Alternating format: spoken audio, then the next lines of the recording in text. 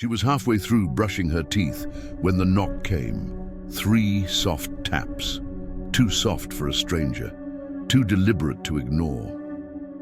Sonia froze. The apartment was dark, except for the bathroom light. She hadn't been expecting anyone. Especially not at 2:13 a.m. Another knock, this time louder. She spat into the sink, heart thudding. Her phone was charging in the kitchen. She glanced at the door. Nothing on the peephole cam, no shadows under the door, but something felt off. She tiptoed to the kitchen, unplugged her phone. No missed calls, no texts. But then, a notification popped up. "He knows you're alone, don't answer." Unknown, her throat went dry. She double-checked the peephole cam. Still nothing. She backed away, phone trembling in her hand. Maybe it was a prank.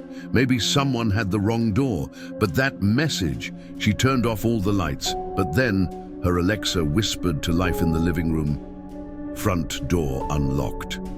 Her blood ran cold. Sonia hadn't unlocked it.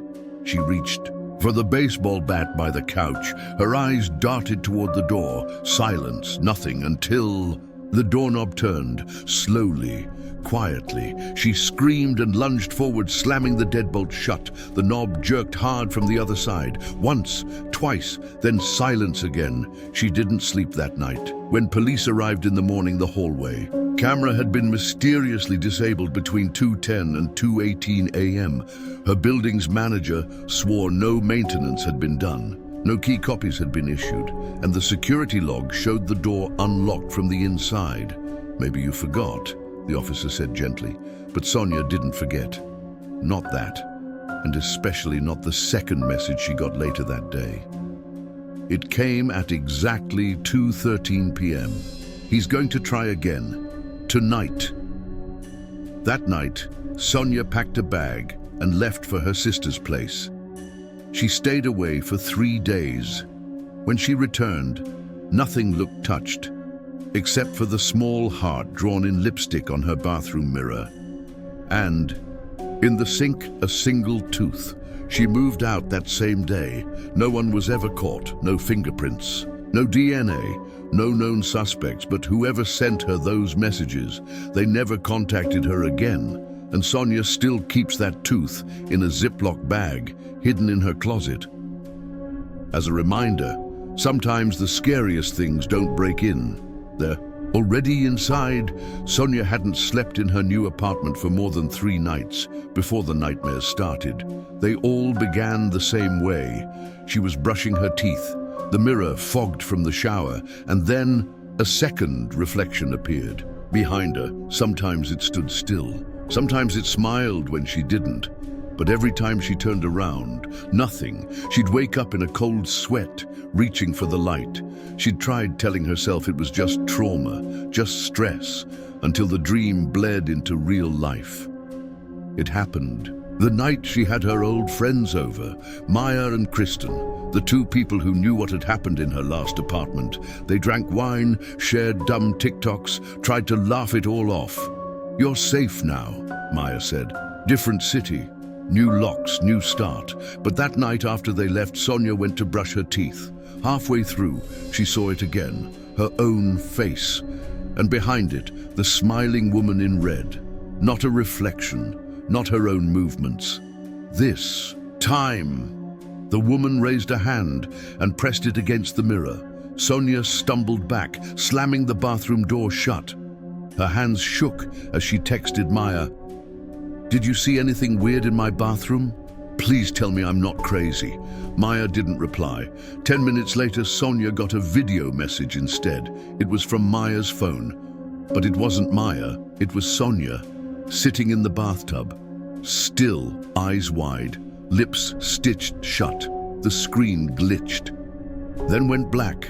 Sonia threw the phone across the room. She rushed to call Maya, straight to voicemail, then Kristen. No answer. Panic rising, she opened her apartment door. That's when she saw it. A note taped outside, sloppy handwriting. "Red ink, you shouldn't have moved. She's still with you." Her legs gave out. She collapsed in the hallway, gasping, shaking. The neighbor from across the hall, a retired man named Reggie, came running. "What happened?" he asked, crouching beside her. Sonia couldn't speak. She pointed at the note. Reggie read it, frowning. "Who's she?" Sonia just shook her head. Tears streamed down her face. That night she slept at Reggie's place. It was small, smelled like cigarettes and old wood, but it felt safer than her own apartment. At 3:11 a.m. she woke up and found Reggie in the living room, staring at his old TV static. He didn't blink. "Reggie?" she whispered. He turned slowly and she gasped. His eyes were all white, blank, like rolled back into his skull. "She likes you, Sonia. You see her, don't you?" he said in a voice that wasn't his. Sonia ran. She didn't even grab her bag. She sprinted out of the apartment, barefoot, down the hallway, into the street, and didn't stop until she reached a 24-hour diner 5 blocks away. She called the police, told them something was wrong with her neighbor. When they arrived, Reggie was gone. The apartment door was wide open. Inside, the only thing left was a mirror, the bathroom one. Someone had moved it to the center of the living room and written, in smeared red lipstick across the top, "You invited her when you looked too long." The next day, Sonia checked herself into a psychiatric clinic. She told them everything. The dreams, the mirror woman, the video from Maya's phone, the missing neighbor. They called it a stress-induced psychotic break. Sonia didn't argue. She took the pills, followed the routines, avoided mirrors until her 7th night there. That night, another patient, a girl named Lacey, slipped a note under her pillow. No name, just handwriting that made Sonia's skin crawl. "She doesn't haunt homes, she haunts guilt. What did you do, Sonia?" She stared at the words for hours because there was something she had never told anyone. Not Maya, not Kristen, not even the police. She did open the door that night, the night the knocks came at 2:13 a.m. in her old apartment. She looked through the peephole, saw nothing and opened it anyway, just a crack, just enough to see a girl, maybe 15, soaked in blood, eyes terrified. "Help me," the girl had whispered, but Sonia had panicked. Slammed the door shut and locked it. She never told anyone about that part, not even after the lipstick heart in the mirror, not even after the tooth, because the worst part was, the next day she saw the news. A girl had been found dead 2 blocks away from her building. Same description, same time. She hadn't helped. She'd closed the door. And now, the woman in red wasn't haunting her apartment. She was haunting her. That night in the clinic, Sonia stared into the small bathroom mirror across the hall. It was dark, silent. Then she saw it again, the reflection that didn't match. But this time, it wasn't smiling. This time the reflection was crying, and then it whispered, "You could have saved me." And the mirror cracked straight through the middle. The crack down the middle of the mirror didn't just split glass, it split Sonia's sanity. For 3 hours, nurses tried to calm her. She screamed, threw a chair, tore the IV from her arm. But how do you explain to someone that a mirror whispered your guilt? How do you explain that you saw a dead girl again? They sedated her, but even under the fog of medication, Sonia heard the voice. "You left me to die." And every time she blinked, she saw her, the girl in red, standing, watching, not angry, just sad. They moved her to a stricter wing the next day. No reflective surfaces, no visitors, just Sonia, a bed and a dull grey wall. She thought she might finally rest, heal, get better. But the past wasn't done with her, because on the 3rd morning in the secure wing, a nurse slipped in with her food tray and whispered, "She's still here." Sonia jolted upright. "What did you say?" she asked, her voice hoarse, but the nurse was gone, and not listed on the hospital records. No one by that name, no staff shift at that hour, no one matching the description. That afternoon, a new doctor came in, Dr. Ellis, sharp-suited.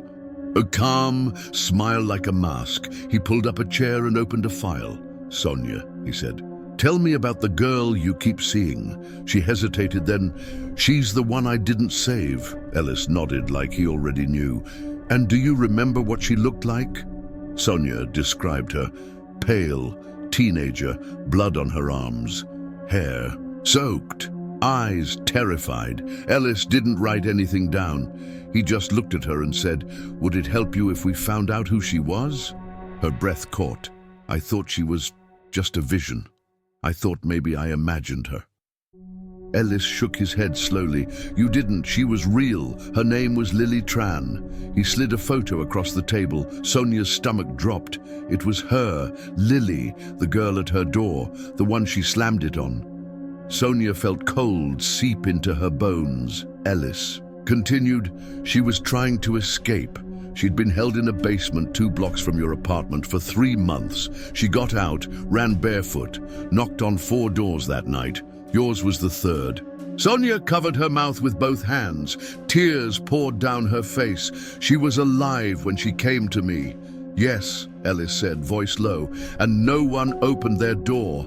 Sonia fell apart. It wasn't just guilt anymore. It was truth, real, undeniable. She could have changed everything, but she didn't.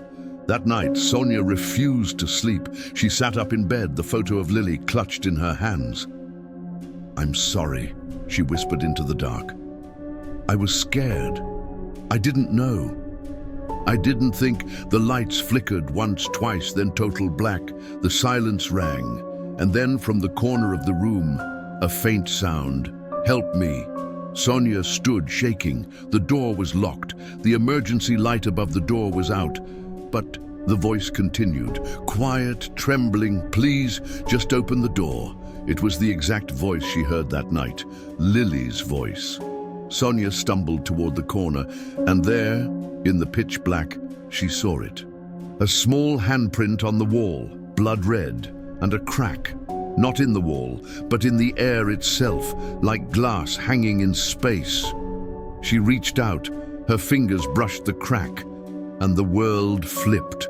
She was back in her old apartment, same hallway, same silence, but everything was off. The walls pulsed like they were alive. Shadows moved when she didn't, and at the end of the hallway, the front door, someone was knocking. 13 a.m. again. Her body moved on its own. She approached the door, heart slamming against her ribs. She looked through the peephole. Lily, exactly as she remembered, shivering, bleeding, whispering. "Help me." Sonia's hand reached for the lock. She paused. This is where she turned away last time, where she chose fear, but now she opened it, swung the door wide, and stepped aside. Lily looked up at her. Surprised, Sonia held out a hand. "I see you now," she whispered. "Come in." Lily stepped forward, and the hallway exploded into mirrors all around them. Infinite reflections of that moment, of Lily entering, of Sonia crying, of doors opening that should have stayed closed. And in the reflection, just for a second, Sonia saw her own face twist, not sad, not scared, but something else, something darker. Then she was back, in the psychiatric room, on the floor, breathing like she'd run for miles, and in her hands, no photo, no glass, just a note. "Thank you." The next day, Dr. Ellis returned. He looked different, softer. He said, "You slept through the night." Sonia nodded. I let her in. Ellis tilted his head. "You faced it?" She smiled through her tears. "I didn't run this time." Ellis closed the file. "You may be ready to leave, Sonia." She blinked. "What?" He stood. "You're not crazy. You were haunted by guilt, by a real death, but you didn't hide. You met it. That's rare, but the visions, the mirror woman, the notes."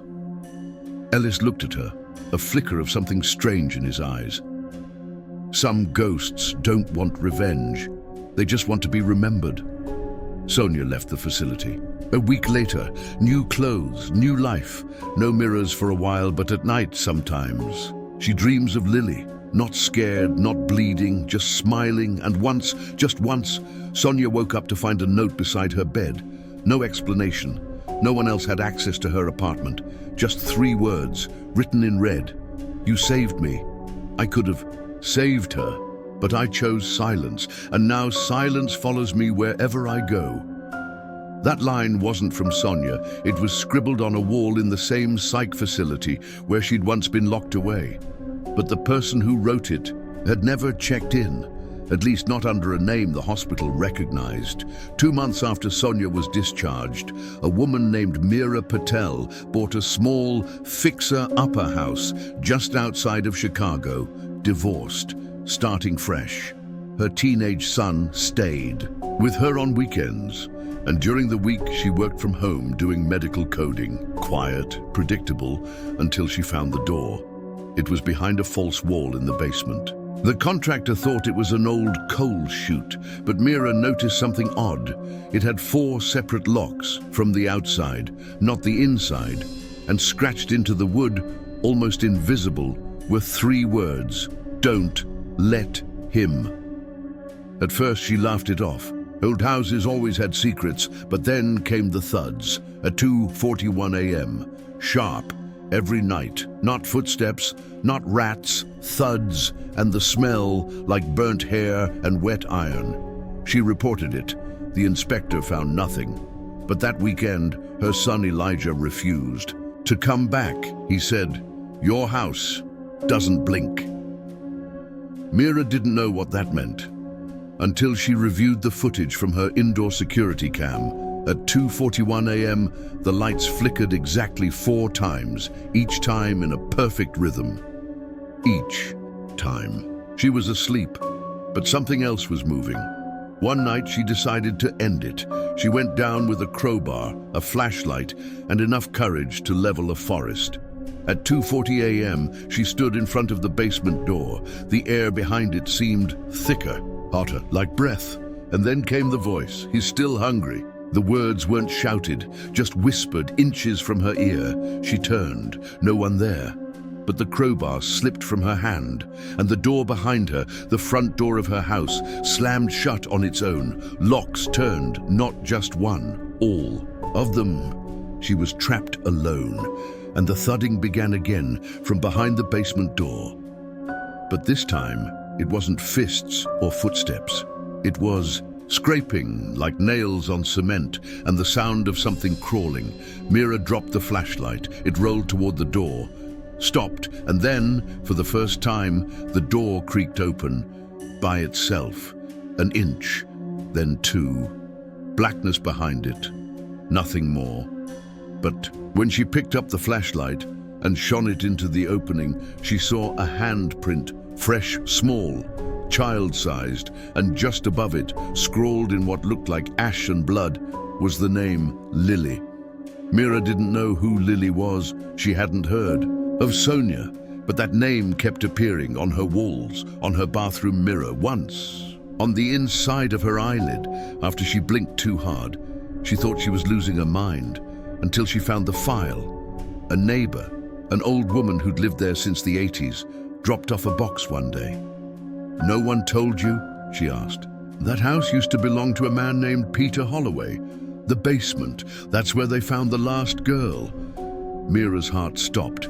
The box was filled with police records, newspaper clippings, and one photo of a girl wearing red, smiling Lily Tran. Meera dug deeper. Turns out Lily had been one of several girls held captive by Peter Holloway, but only she ever escaped.